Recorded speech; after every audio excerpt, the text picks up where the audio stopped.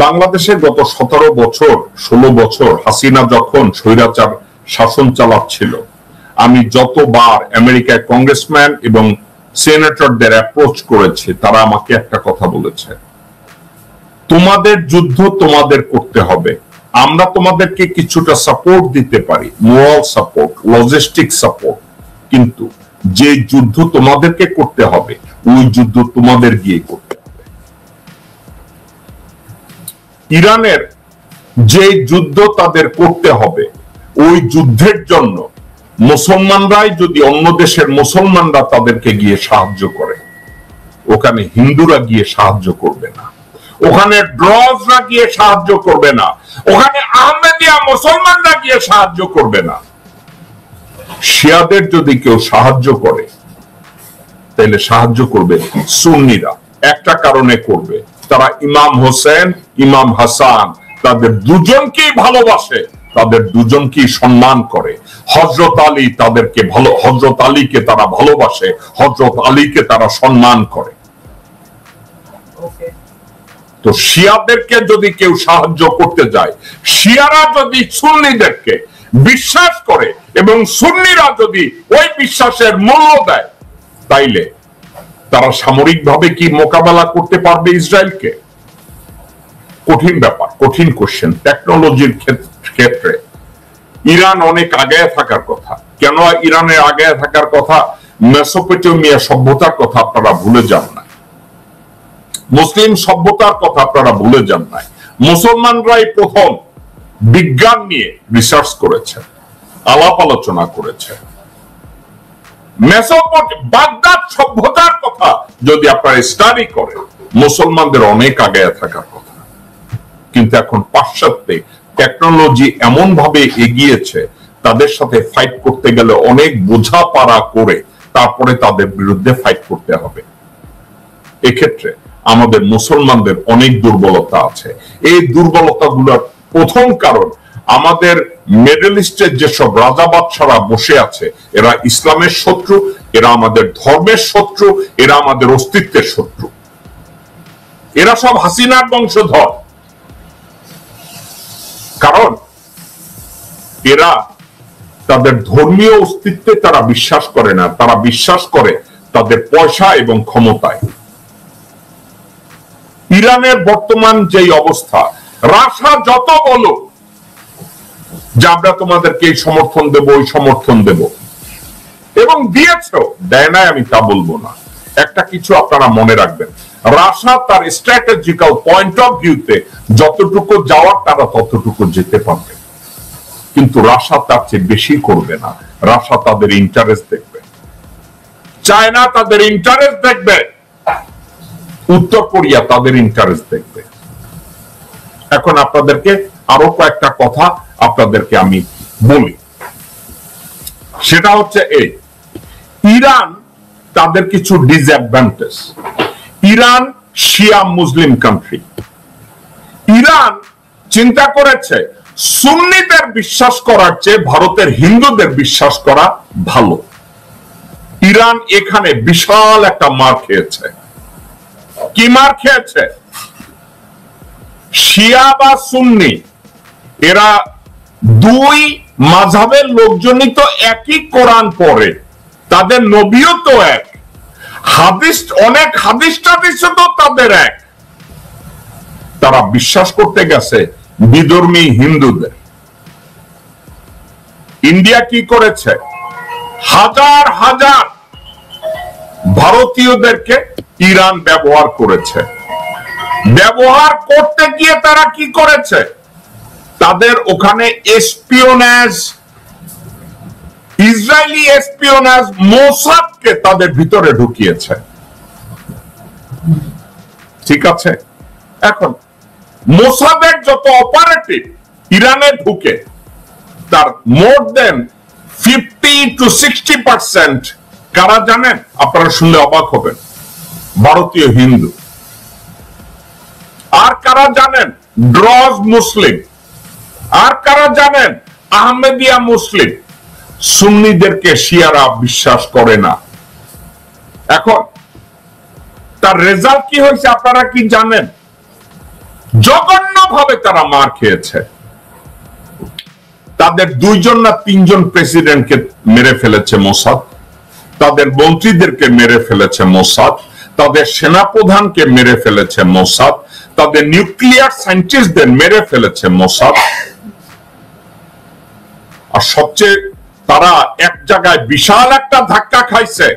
তারা ভারতকে মনে করেছিল, ইরান মনে করেছিল ভারত তাদের মিত্র। মজার কথা,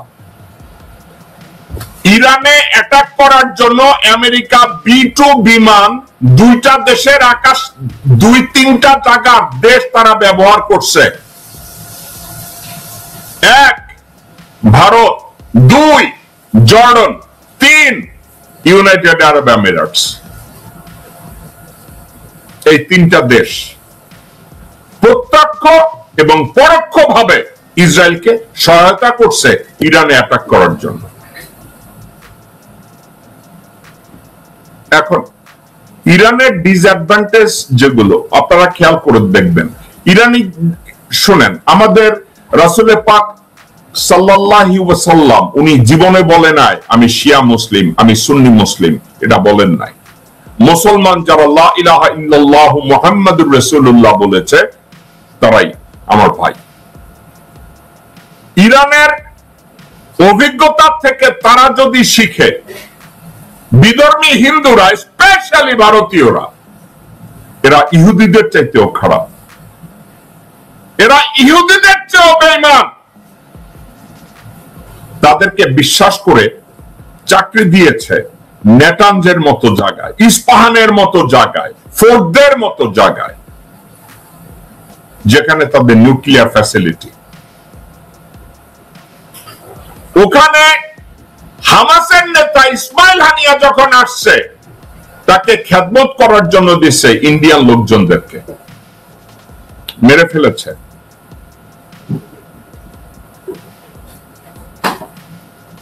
তাদের ইব্রাহিম রাইসি প্রেসিডেন্টের চারপাশে 2-4 জন কাজের লোক রেখেছিল ভারতীয় বংশোদ্ভূত, কোথায় আছে? মেরে ফেলেছে।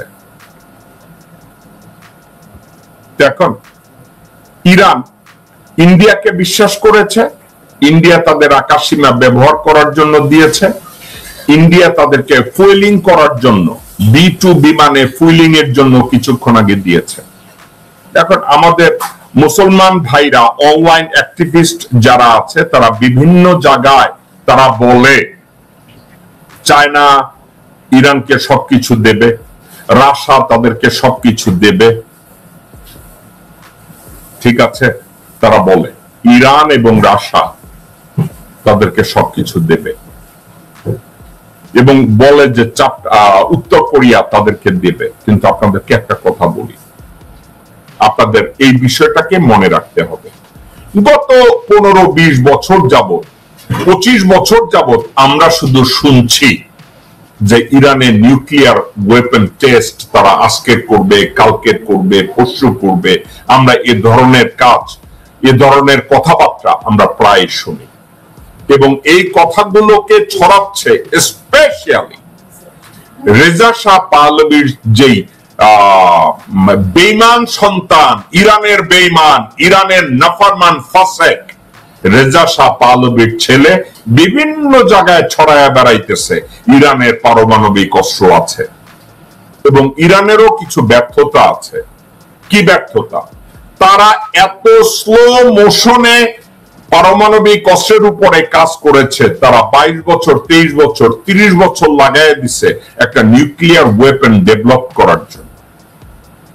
আপনাদেরকে আমি জিজ্ঞাসা করি, আব্দুল কাদির খান যখন পাকিস্তানের নিউক্লিয়ার ওয়েপনের উপরে কাজ করেছে, উনি বলেছে যে আমরা এত লং টার্ম গোলে যাইতে পারবো না, যে যুগের পর যুগ আমরা এগুলো নিয়ে বসে থাকব।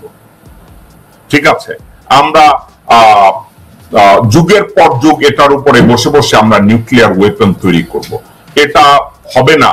একিউ খান বলছিল আমরা যদি নিউক্লিয়ার আর্মস বিল্ড আপ করতে চাই তাহলে রাইট ওয়েতে যত তাড়াতাড়ি সম্ভব আমাদেরকে এটা করতে হবে। একিউ খান, ভারত যেই মুহূর্তে নিউক্লিয়ার টেস্ট করেছে তার 1 মাসের মধ্যে পাকিস্তান এটা টেস্ট করে ফেলেছে।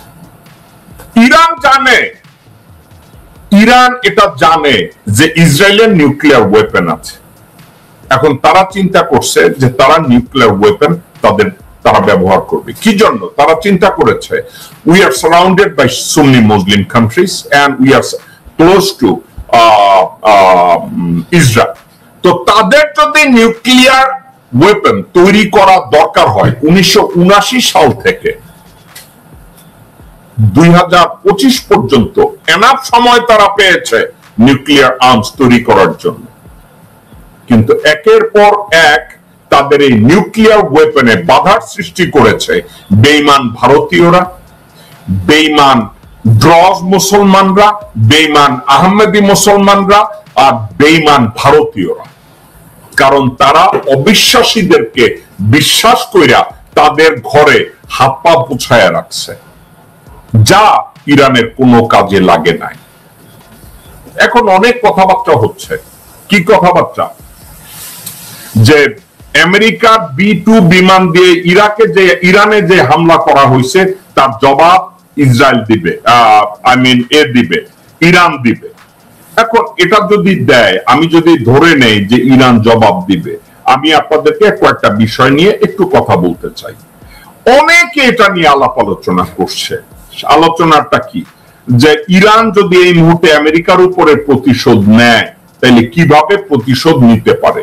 দর্শকবৃন্দ, আমি ইরান যদি সত্যিকার অর্থে আমেরিকার উপরে প্রতিশোধ নিতে যায় বা ইসরায়েলের উপরে প্রতিশোধ নিতে যায়, তাহলে আমি আমার স্টাডি, আমার রিসার্চ থেকে আমি কয়েকটা বিষয় আপনাদেরকে আমি এই মুহূর্তে আমি লিখেছি, এটা আপনাদের সাথে আমি শেয়ার করি।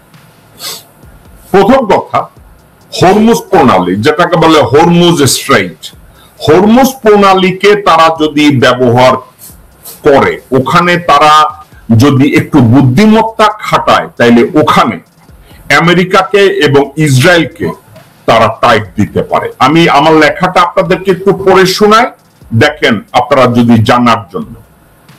হরমুজ প্রণালী হলো পারস্য উপসাগরের সরু মুখ, যেখান দিয়ে বিশ্বব্যাপী তেল পরিবহনের প্রায় 20% তেল পরিবহন করা হয় এবং এর সবচেয়ে সংকীর্ণ স্থানে এটি মাত্র 33 কিলোমিটার অর্থাৎ 21 মাইল প্রশস্ত। হরমুজ স্ট্রেইটটা একটা জায়গা দিয়ে 21 মাইল প্রশস্ত। ওই জায়গাটা, সেখানে যে কোনো বিঘ্ন ঘটালে বিশ্বে তেলের দাম বেড়ে যেতে পারে এবং আমেরিকানদের পকেটের উপরে চাপ পড়তে পারে। ইরান দ্রুত আক্রমণকারী নৌকা এবং হাজার হাজার নৌমাইনের একটি বহন নিয়ে গর্ব করে, যা সম্ভাব্যভাবে এই প্রণালীকে অন্তত কিছু সময়ের জন্য চলাচলের অযোগ্য করে তুলতে পারে। ইরান সবসময় বলে তাদের ওয়াটার মাইন আছে, ল্যান্ড মাইন আছে, যেটা ওশেনের ভিতরে মাইন তারা সেট আপ করতে পারে, এবং তাদের ছোট ছোট অনেক নৌকা আছে যেটা দিয়ে তারা মাইন সেট আপ করতে পারে। এটা নিয়ে ইরান অনেক আগে গর্ব করেছে। এখন ওই 21 মাইলের হরমুজ স্ট্রেইটের যে জায়গাটা আছে, ওটাকে পার্মানেন্টলি ইরান বন্ধ কইরা রাখতে পারবে আমি তা মনে করি না, কিন্তু একটা কাজ ইরান করতে পারে।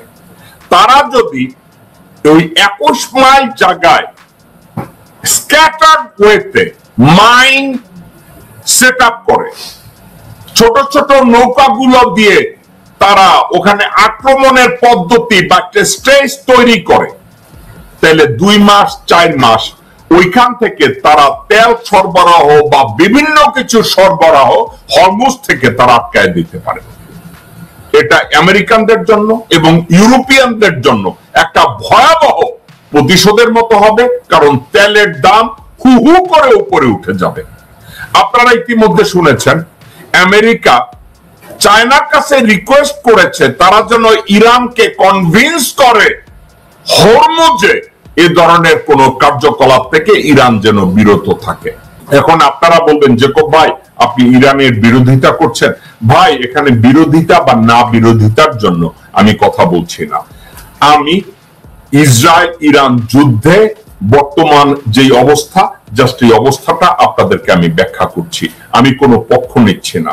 বিং এ মুসলমান, একজন মুসলমান আক্রান্ত হলে তাদের জন্য আমি সমবেথী, তাদের জন্য দোয়া করি। কিন্তু বর্তমানে ইরানের যে অবস্থা, এই অবস্থার প্রেক্ষিতে তাদেরকে যে সিদ্ধান্তগুলো নেওয়া দরকার, তারা যে খুব উইনিং সিচুয়েশনে আছে এটা না।